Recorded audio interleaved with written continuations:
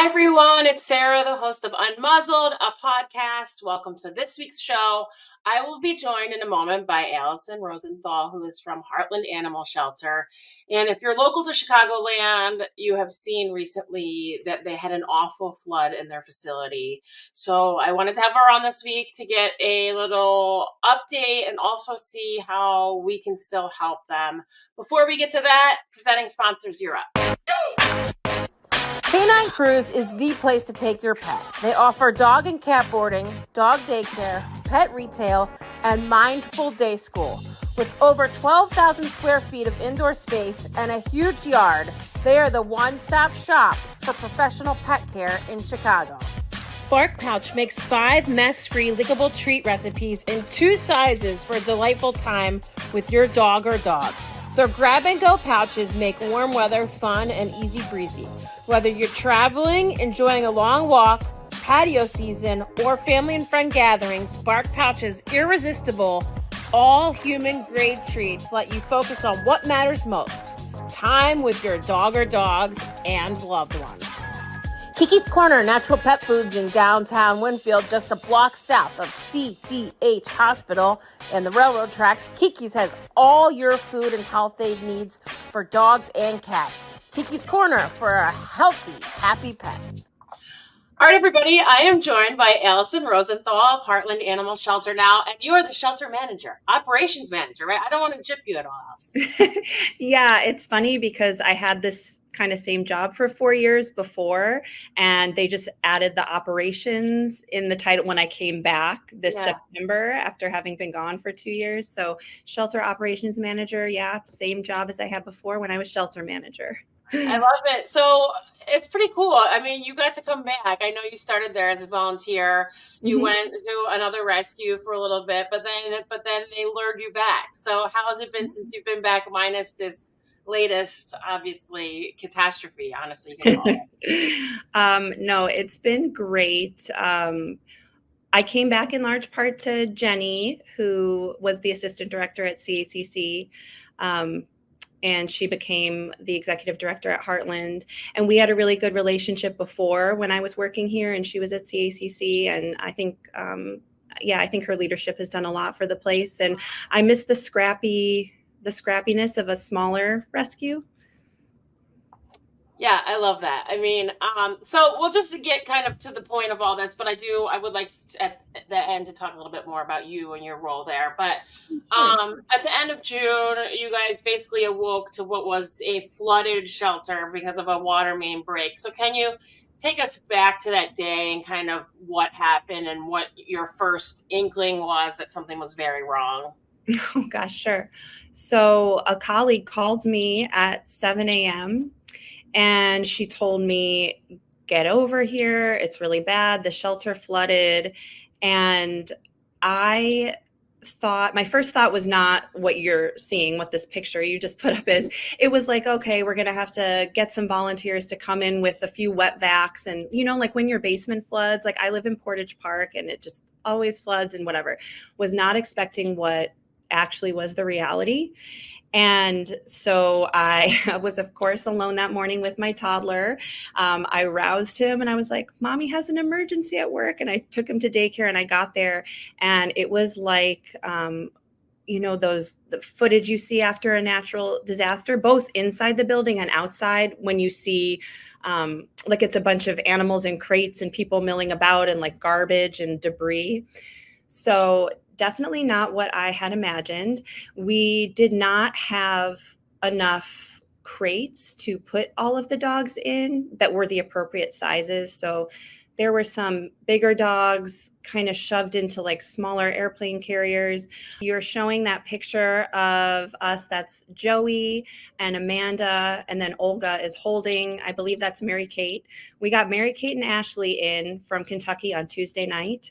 And so this happened Wednesday morning very early and everyone had to immediately go to foster. So we were like, let's get down to business and, do it in the parking lot. And the other thing I was saying, because I'm looking at all these crates and carriers on the blacktop parking lot, is that it was thankfully a 75-degree overcast day. And that worked in our favor because I keep thinking if this had happened in the winter or if it was, one of the heat wave like we had this week or the week before this flood, or raining, because you can see we do have a few outdoor runs on the left of this shot, and they were all flooded as well. So we didn't even have our outdoor holding space available.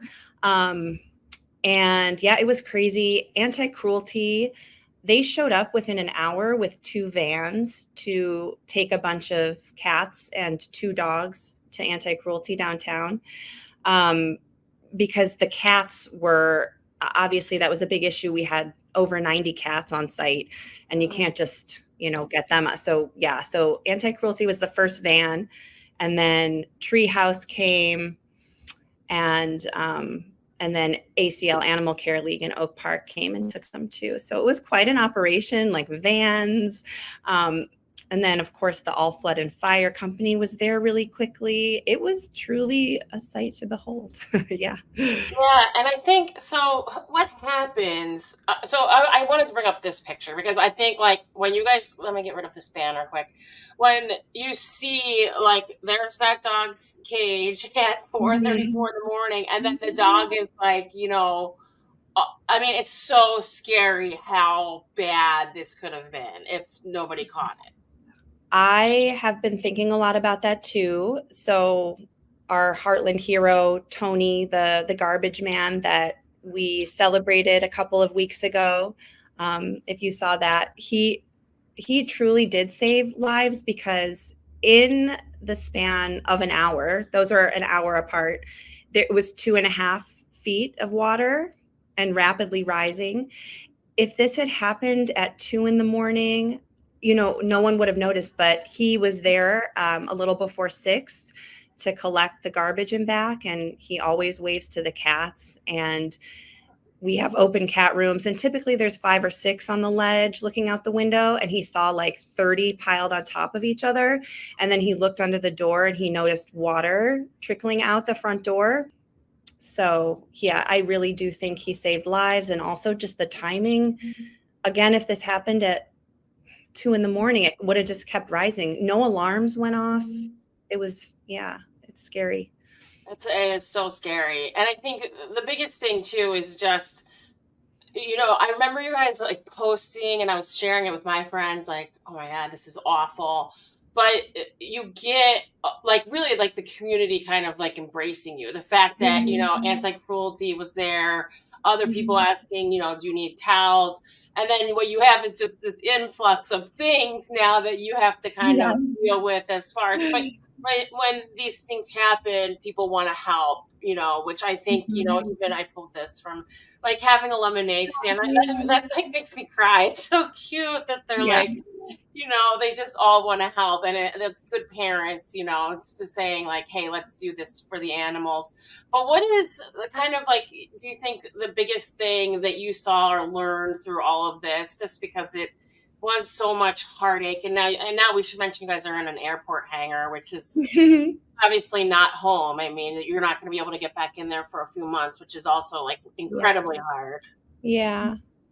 Yeah. I mean, it was pretty incredible to see how our team pulled together so quickly. So just, I mean, yeah, the community is one thing, and witnessing the outpouring of support was really beautiful, but also, like these times really solidify your team that you work with every day, but you're not always like in a crisis. And everybody showed up, and almost all of our staff members left with at least one animal that day. Everyone was like right there, dropped whatever, even if they weren't working that day, they were there. Yeah, that was just really heartening. And then of course we had a whole new reality and just my team, just everyone just worked really well and really stepped up. And that was just really nice to see. So I just give them a lot of credit, because it was a big job. And I mean, we had talked, Jenny, it's funny, we had talked about having a disaster preparedness plan, but like, it's one of those things you just like put off. But there were tornadoes like last year, and we have a drill and everything, but not for like evacuating the entire shelter. But the time came where it was needed and it got done, and no animals were lost, and we kept track of everybody. And I will say, I believe this to be true, that we answered every single email that came in that day, because our inbox is like our shelter. We're flooded. And, our goal is we wanted to respond to everyone. So I think we did. It took us a while, but we caught up. Yeah. I think it's also true that, once the initial shock of the actual event happens, then people kind of start to like forget, like if they kind of forget that you're still going through what is hell, I know it's getting better slowly, but I do love that you guys continue to update, you continue to go live. You have showed us the airport hangar. So if we go now to like what is needed the most, so obviously, and I think people can appreciate this. It's always going to be money. When people ask me how they can help Live Like Rue, it's always donations, because that means we can help more people. Obviously, your initial needs were paper towels, cleaning supplies, and, I think you guys also never expected you would be out of there for months. You thought, I think looking at it, we were like, oh, well, they'll just, like you said, like, we'll just mop it up and go back to work. But like, there's all kinds of stuff in that water, and there were obviously other structural problems. But what is the thing now that is needed the most? So in terms of a non-material thing right now, it's foster homes. So we were really lucky enough to get a lot of donations right after. So we rented, within 2 days, we had a pod delivered that's in our front parking lot. And then a couple of days later, we had to order a whole second pod. So we had to split a dog pod and a cat pod. And now these are like big. They're the size of like semi-truck trailers, and they are full. Plus we have an entire hangar, and a lot of it is full. So materially, we received a lot of amazing donations. We could always use more, of course, because it's something you're always going to want, is canned wet food, Benabones, leashes, collars, cat scratchers, things like that we'll be able to use forever. But right now we really need foster homes still, because right after the flood, we had this influx of people offering to take animals that were affected by the flood, but they were all placed, and a lot have been adopted since. But, our mission is to save lives, and we're not just going to stop doing that. But right now, the only way we can do that is with foster homes. So I have kind of noticed a sort of drop in enthusiasm there. We received so many offers initially, and now that we're following up with emails saying, hey, we were at CACC this week, we met these dogs, we're not getting the response that we would want just to be able to keep going. So yeah, I just want people to keep signing up to foster, and we take really good care of our fosters, but it's the only way we can save animals right now. So that's kind of scary. It's scaring me a bit that we've had to slow intake. Yeah, which is a great point. So in the actual hangar, what is that situation like? Mostly for intake? Well, yeah. So right now I can show you a little bit. This is the adoption nook I created. So there's 3 offices. So we have a space. So this is the adoption nook. So it's where we do meet and greets for dogs that are posted, and then the fosters come, and this is where we process adoptions. And I think I made it pretty cute. Yeah, it looks good. And then out there is kind of like a staff office. There's 3 desks. And we did just get internet. It took us a couple of weeks, but we finally got internet here, which is great. And then we have their big break room kitchen area we repurposed into our medical room. And we have 3 banks of cages we put in there. So we can do intakes there. And then, of course, all these rooms have back doors that lead into this huge hangar space. And when we open the hangar door, it opens right onto the runway, and there's like a helipad and like Gulf Streams and stuff flying in it. It's pretty cool. It's a cool place to work. But right now we have, we just got in 1 dog. We did the intake right before I hopped on, and 3 cats they're all going to foster today. Yeah, so that is actually like a great point. So they used to have this amazing facility, obviously, where that you can house cats and dogs. So Yes. fosters, I didn't even think about them that when we were initially talking, are key here. I mean, even though they got the animals that they were housing into fosters, they want to save more animals. That's their mission. So Yeah. please, yeah, if you can foster, that is the best thing you can do. And then after that, money, please. But I know you guys got some good monetary donations, but you're living out of an airport hangar right now. You want to get back into your space, which I'm sure is going to take a little while and a little money. So anything you can do, please do it. Thank you, Allyson, for all you're doing. I know it's so hard because that's your home away from home, and to lose that, and everything every day, and everything that you go about your business doing, when that gets uprooted, it's really hard, because you got a lot of animals to worry about there. Yeah, it's been weird. It's kind of becoming our new normal, but also in terms of rebuilding, it's also a once in a lifetime opportunity to like put walls and doors where we want, since it was a law office that we moved our shelter into in 2021. So a silver lining. It's just going to take a while to rebuild it. Yeah, I love it. So I wanted to bring up one more thing, one more fast fact, and that is you were on a game show. Oh, yeah. Yes, I was. So tell us about that, because I believe this was when you were still a volunteer there, right? In 2014, I went on Who Wants to Be a Millionaire, and I was motivated to go on it because I needed to win money so that I could bribe Heartland to take this dog that I was working at a different shelter that's now closed. It was called Tales of Hope. And there were dogs just sitting there, and I was very attached to this one, and I just needed to buy his way in because I was sort of hitting some roadblocks. And anyways, yeah, I went on and I won. I walked away with about 24,000, but that was half of my pot, I have to say, because I chose to walk away. So I had amassed almost 50,000, but if you choose to walk away, you walk away with half. But like the question was, who was the oldest Cosby kid? And I was like, who was the Lisa Bonet one? I'm so glad I didn't guess, because Sandra is the correct answer, but Sandra was like never there. She was like in law school, but I thought it was the Lisa Bonet one. Anyways, I would have guessed wrong and lost it all. So the choice was go down to $1 or walk away with half. So anyways, I walked away with 24K. And I ended up I wanted to do a match fundraiser for Heartland to match 6,000.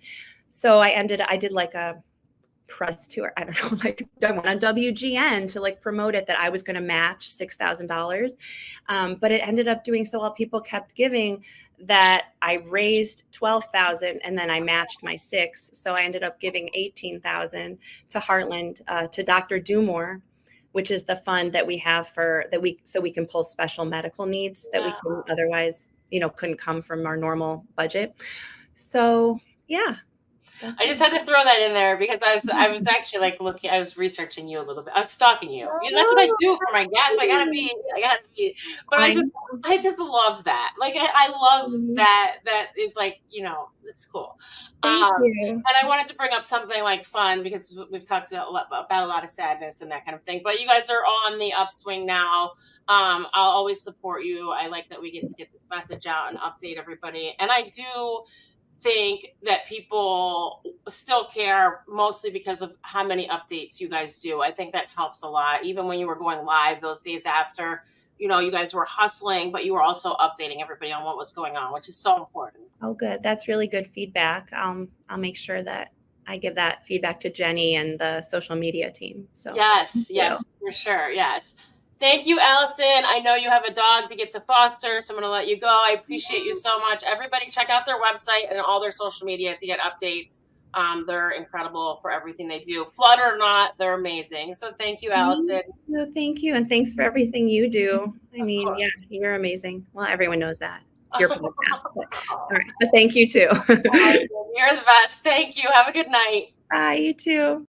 Everybody check out their website, check out their social media, what they've done since that awful catastrophe. It really is heart-wrenching to see animals in almost a foot of water. I mean, just incredible. And now, running a rescue out of an airport hangar. So hard. So hard. Supporting sponsors, thank you. Thank you so much to our supporting sponsors. Give the gift of joy and memorable moments of furry loved ones with a gift card from Kimberly Kingen Photography. For more details, please visit her website at KimberlyKingen.com or contact her directly at her email, kimberly@kimberlykingen.com. The Canine PT is Chicago's highest rated dog physical therapy clinic, and they're dedicated to enhancing the lives of your four-legged companions as they age or when recovering from an injury. They also offer a discount for rescue dogs. For more information, visit thek9pt.com. That's THEK9pt.com. Anything is Plausible is Chicago's premier dog training company. They offer group classes for every stage of your dog's life and have a talented team of behavior specialists to work through any issues that need modification using positive reinforcement. Check out Anything is Plausible. Liz Starks at Guaranteed Rate. Check with Liz for the absolute best mortgage options. She helps when others can't and even calls it rescue loans. Buyers, sellers, investors, give Liz a call. She can lend in all 50 states. NMLS number 224526. Thank you, sponsors. I appreciate you so much. Thank you, Allyson from Heartland Animal Shelter, for joining me. Please, again, check them out. Support if you can. I really appreciate it. Have a great night.